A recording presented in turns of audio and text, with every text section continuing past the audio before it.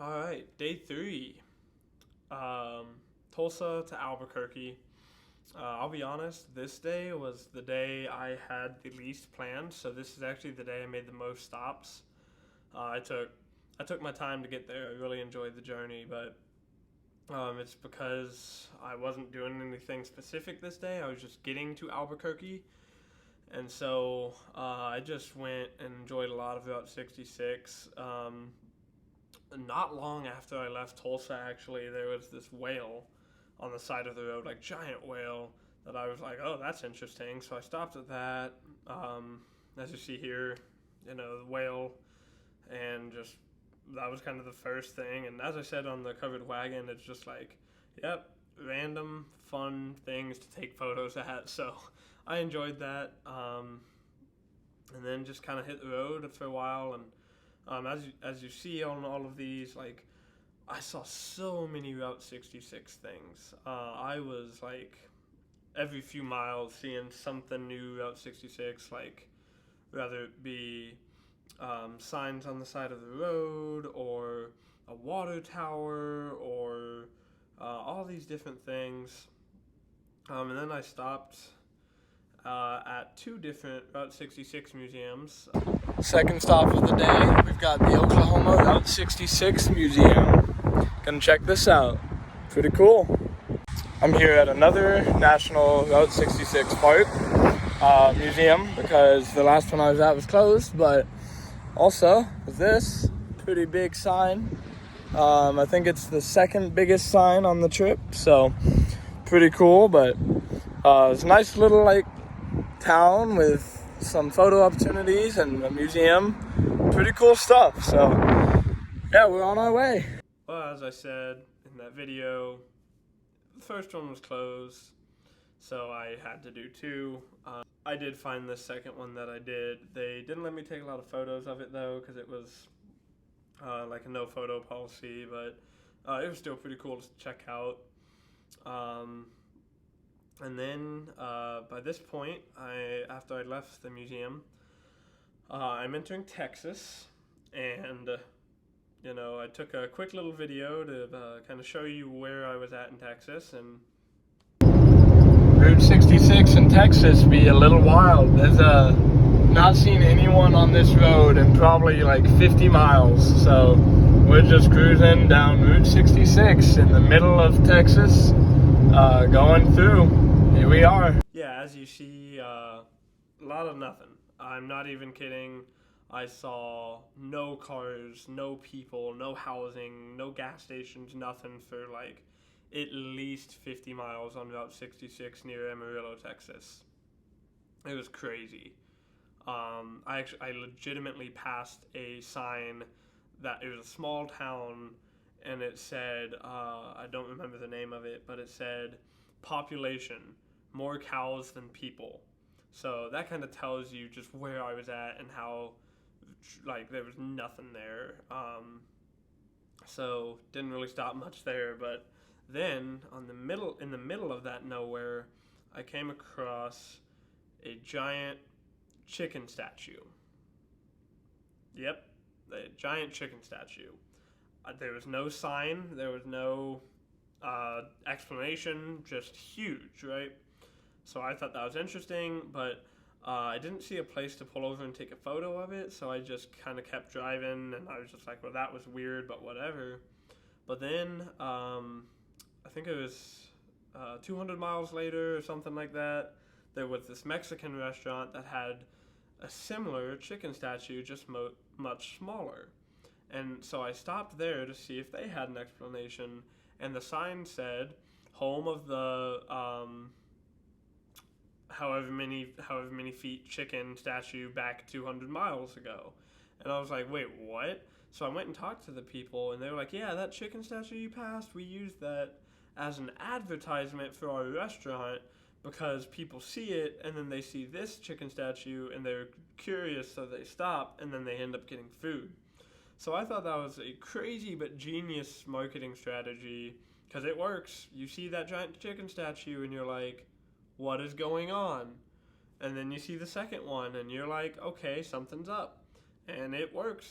I did not eat at the restaurant, however, because I had eaten just before that, but it's still pretty clever. Then, at this point, I arrived at my next stop, which, as you'll see right here, is midpoint Route 66.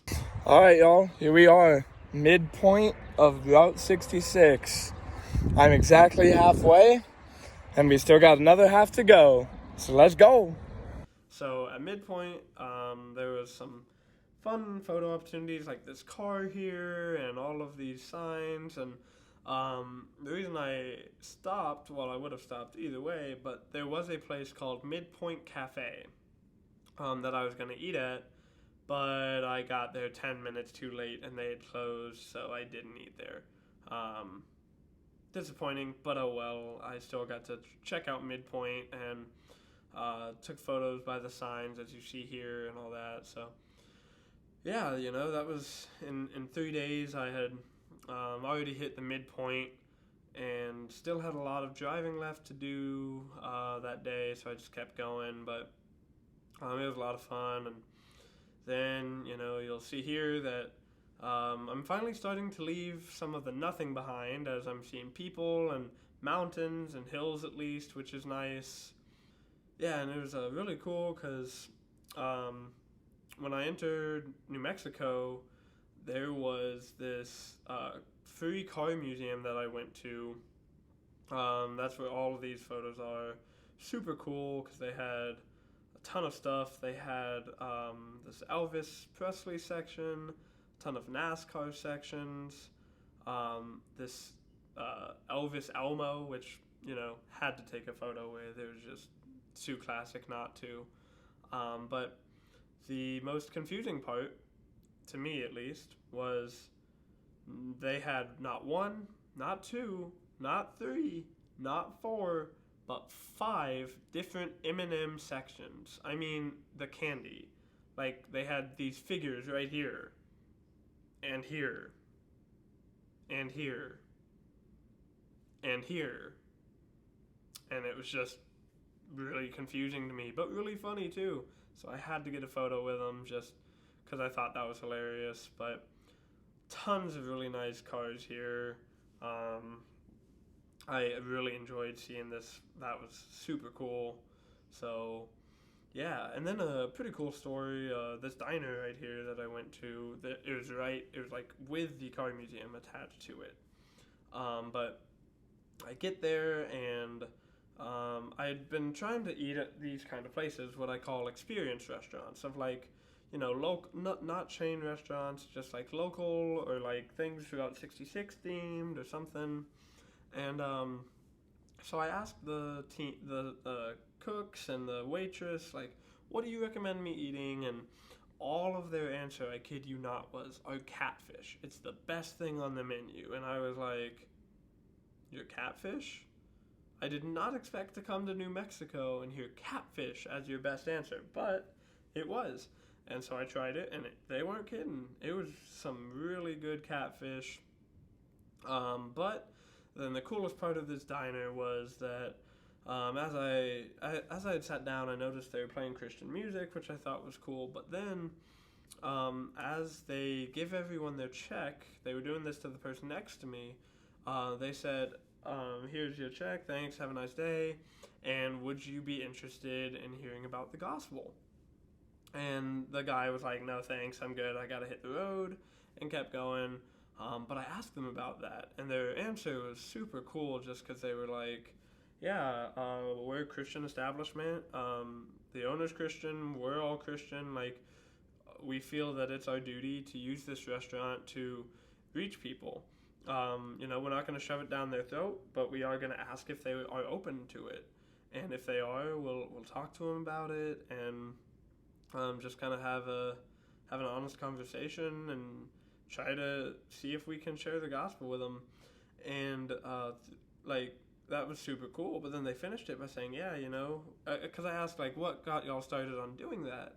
And they were like, well, to be honest, how we viewed it was, we want to give people food to eat as they're driving and on their journey, but more importantly, we want to offer them eternal food, because that's way more important. And I was just like blown away of their boldness and intentionality.